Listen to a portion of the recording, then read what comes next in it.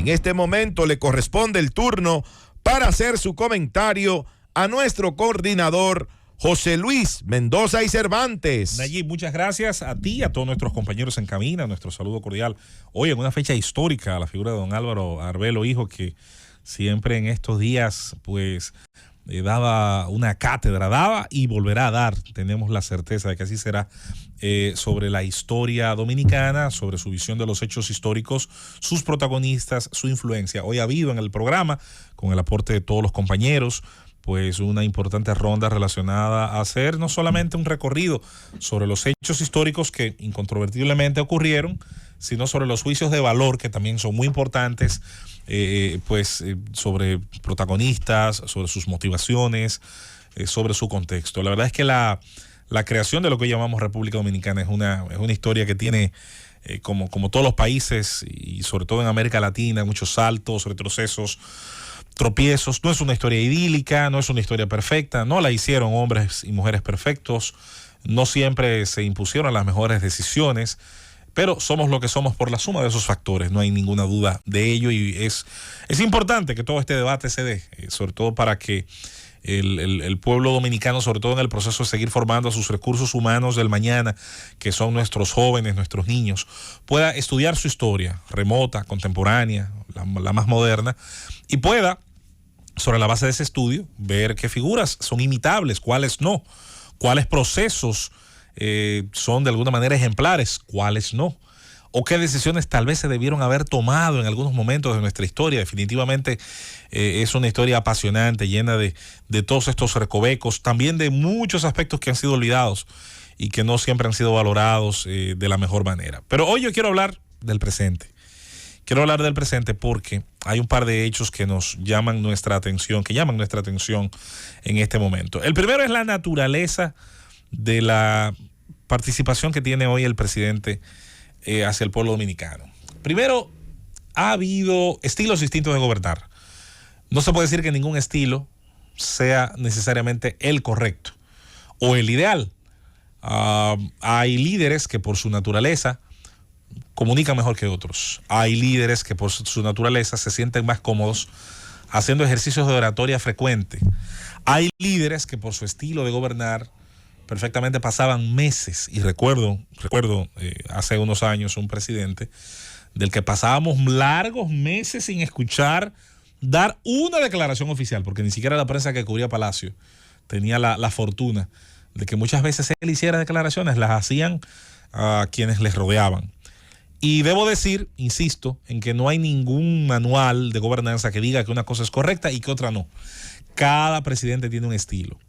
La nación norteamericana, por ejemplo, tiene como cultura, y perdonen por citar tal vez tanto ese ejemplo, pero es la nación más influyente en Occidente. El presidente de los Estados Unidos no solo da ese discurso del Estado de la Unión. Para los que no lo saben, el presidente de los Estados Unidos da una locución radial semanal.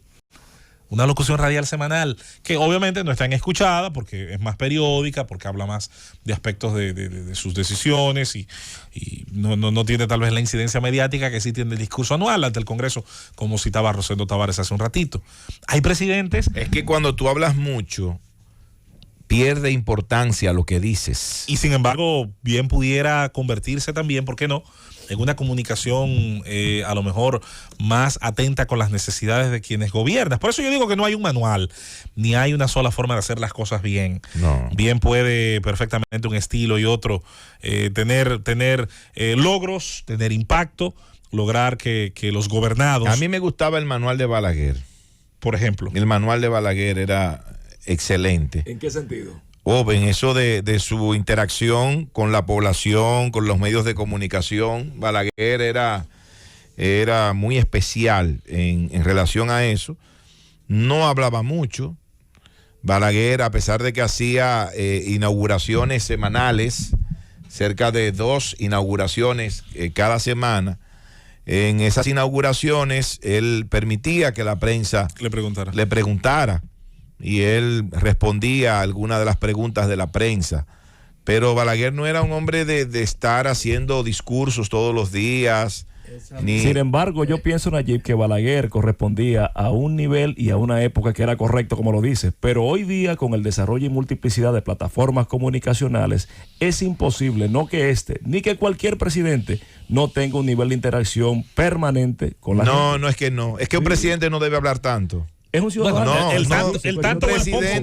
¿Quién marca el tanto o el poco? ¿Cuál es el canon? El tanto es cuando tú vas tres programas en una semana. Ese es el tanto. Pero hay cuando tú hablas, pero hay una norma que lo ese es el prohíba. tanto. Cuando tú no hay nada que lo prohíba, hermano. El problema es que en la medida que más tú hablas, más posibilidades de equivocarte tienes. Y claro que sí, Depende. Por Dios. Eso está demostrado. Depende. No quieran ahora decir que depende. No depende de nada. Depende. El Twitter, pues entonces, el Instagram, las plataformas. ¿Tú sí crees que hay un manual? Sí. ¿Tú sí crees que hay un manual entonces de lo correcto? Pero fíjate no una cosa. Fíjate una cosa. La mayoría de la gente que vive tuiteando, o sea, la gente que vive tuiteando, todo el tiempo, comete muchísimos errores por estar época, en eso. Nayib. No necesariamente. No es época. No necesariamente. Mira, yo estoy es así. de acuerdo que la época en la que nos ha tocado vivir y en la que le ha tocado gobernar a Luis Abinader es muy diferente a la época de cuando le tocó gobernar a Joaquín Balaguer. Claro. Ahora bien, pero a Danilo salvando esas diferencias, ¿verdad? Salvando esas diferencias,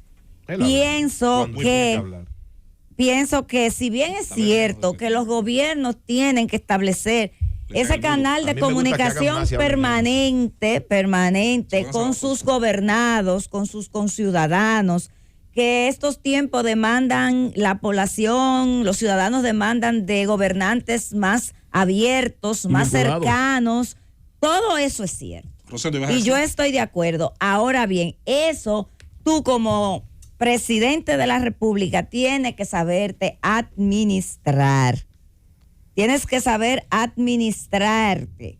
¿Por qué? Bueno, porque cuando tú hablas mucho, la gente percibe que tú hablas mucho, que quizás habla más de lo que debería, la gente le va perdiendo interés y valor a lo que dices.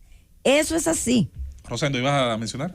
No, son estilos. Yo he tenido la oportunidad de, por ejemplo, cubrir actividades de por lo menos 4 presidentes de la República.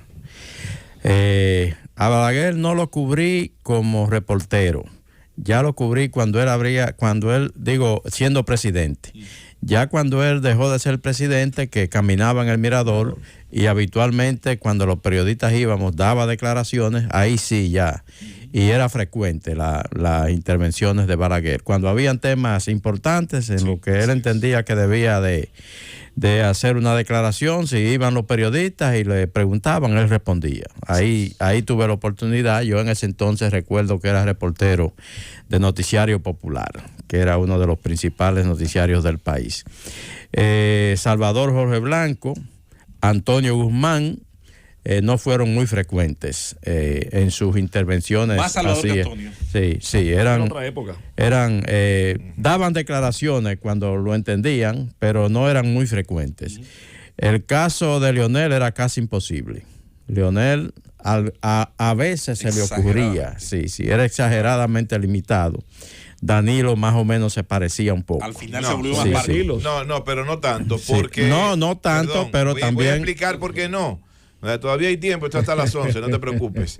Déjame explicarte algo. En el caso de Danilo Medina hablaba cuando le correspondían los discursos del 27 de febrero. Eso es normal. En las actividades que participaba, si iba a la Cámara Americana de Comercio, a la IRD, al CONEP, a esas invitaciones. Pero también participaba todos los fines de semana. Visitaba una comunidad y estaba en contacto directo con la gente, frente a frente, en un diálogo franco, hablando y escuchando sus necesidades. Ahora, el modelo en el que yo creo es en el presidente que hace más y habla menos. Yo no me refiero a eso. Ese es el modelo que yo creo. Lo de la visita sorpresa, No digo que sea el mejor. Era una interacción. Ok, ahora yo me refiero a declaraciones formales a la prensa.